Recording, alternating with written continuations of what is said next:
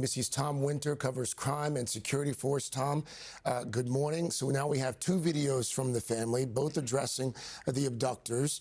Where do things stand now with regard to the investigation? Where do things go from here? Sure. So, we all heard that press conference yesterday. There were some key pieces of evidence that they hoped that they would be able to have. They would give them some of the critical clues to try to figure out who's responsible for all this. And those things didn't pan out. So right now you do have these ransom notes.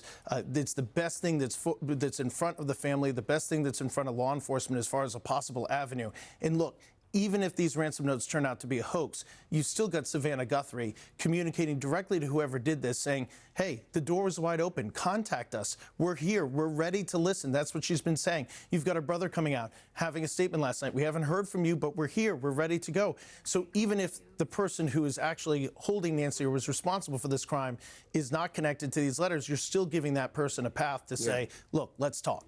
Well, if that ransom note is legitimate, I mean, everybody's buzzing about this. It revealed, let's see, it includes 2 deadlines, no way of communicating, and it also mentions that Apple Watch and that floodlight. What are we supposed to make of this?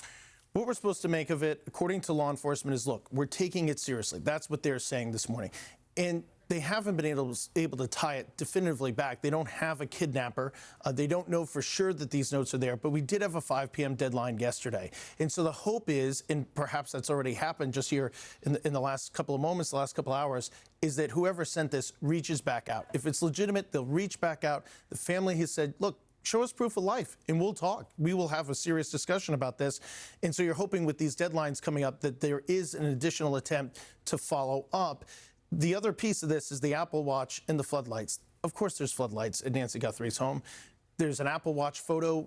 We have it. There's a great photo of it here in a loving embrace between Savannah and her mom. In the studio. Right here, just 4 or 5 feet to my right. Yeah. So when you look at that, you say, okay, does this person have any additional information? In this follow-up, can they offer something that says definitively, oh, they really know something about Nancy that the public doesn't know?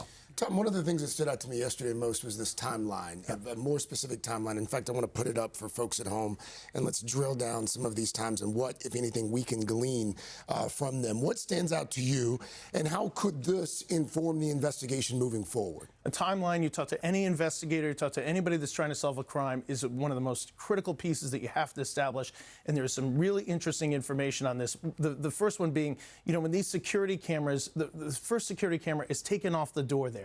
That is a critical moment because that indicates that's when the crime starts. At 1:47. At 1:47. 1:47, the doorbell camera disconnects. That's a critical moment. 2:12, software detects a person on a camera. Now, you might be sitting there saying, well, wait a minute, you just told me that they took the doorbell camera off the door. According to the sheriff, there are multiple cameras that were at the home. They may not have been in a position to record, or they may not have been saving that moment, but at least there is a software that says that there's some motion out there. We all have these apps, or we've seen them, that tells us somebody's outside. So that's at 2:12.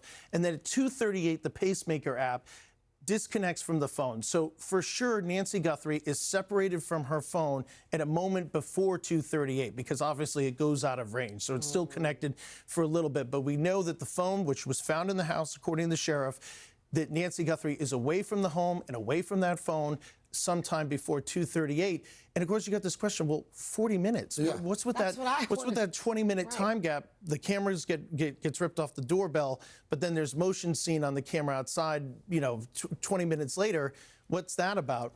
Some people in law enforcement wonder if the person took the doorbell camera off and waited to see if police arrived. Would that alert anything? Would that do anything? And then perhaps thinking the coast was clear, goes back to the house.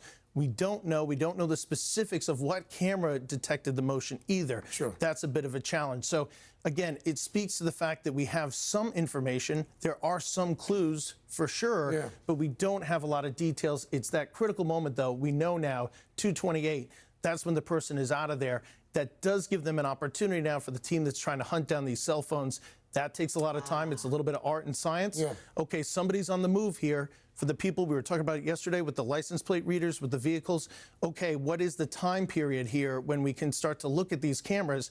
How many cars are on the road at 2:30 in the morning? And so maybe we can start to put that together. But I will tell you all and warn everybody on this, that type of work takes a long time. That is just a lot of manual labor. And the farther you go out from Nancy Guthrie's home from a cell phone standpoint, every half mile, you pretty much times 10 the amount of cell phones you got to look at. Got it. It's a challenge. All right, Tom, thank you. Thank you. We're going to have the latest updates, of course, throughout the morning. And again, anyone with any information is urged to call 1-800-CALL-FBI.